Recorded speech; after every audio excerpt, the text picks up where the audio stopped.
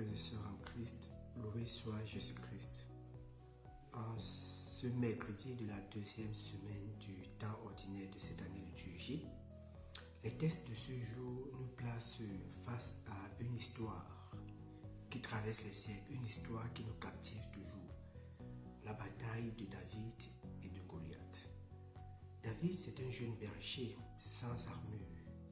David n'a rien pour se vanter devant le géant Goliath qui accompagne les Philistins.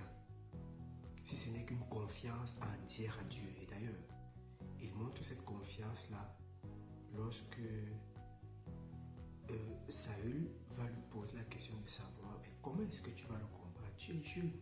Comment est-ce que tu vas combattre Goliath?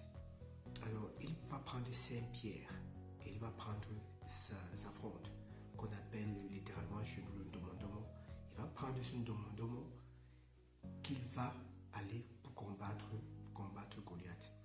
Dans l'évangile, on nous montre une scène dans la synagogue où Jésus va manifester sa miséricorde et guérir un homme à la main atrophiée. Alors Jésus va poser une question très sensible et très interpellatrice. Est-il permis le jour du sabbat de sauver une vie ou de le tuer ou de la tuer? Alors, cette question nous est aussi posée aujourd'hui parce que Jésus veut savoir, Jésus pose cette question à ceux qui ne veulent pas manifester de miséricorde envers les autres le jour du sabbat. Puis, il va guérir l'homme. Il va guérir l'homme montrant que la loi doit être mise au service de la vie et de la compassion.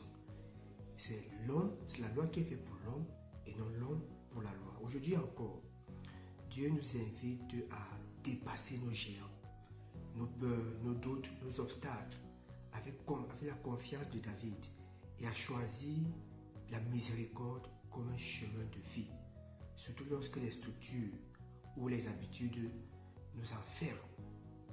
Au cours de cette journée, prions le Seigneur afin qu'il nous donne la force de vaincre nos peurs avec une foi humble comme celle de David et qu'il nous aide à manifester toujours de la compassion envers nos frères et sœurs comme le Christ a manifesté la compassion aujourd'hui envers cette personne à la main atrophiée. Au cours de cette journée, confions nos soucis, nos manquements au Seigneur et qu'il nous bénisse au cours de cette journée. Amen. Excellente journée.